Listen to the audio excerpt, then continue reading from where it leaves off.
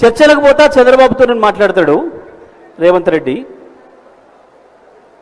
ఎవడైనా కొట్లాటకు వచ్చినంతో చర్చలు పెడతారు, తప్పులేదు. దొంగతనానికి వచ్చినంతో చర్చలు చేస్తాడు ఎవడన్నా ప్రపంచంలో?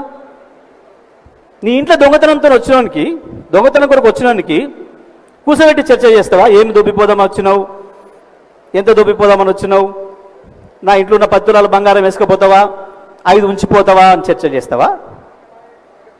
చర్చలేంది చర్చలు? నీ హక్కును ఉపయోగించుకోవాలి. ఎక్కడైతే కొట్లాడాలో అక్కడ కొట్లాడాలి. అది వదిలిపెట్టి చర్చలు చేస్తా నేను. ఏం చర్చలు చేస్తావు? నీ బంద చర్చలు. కాళేశ్వరం అంటే ఏందో నీకు తెలియకపోయా, బడి కూడా తెలియకపోయా. దేవాదుల ఏ నది మీద ఉంది అని అడిగిన జ్ఞానం నీది.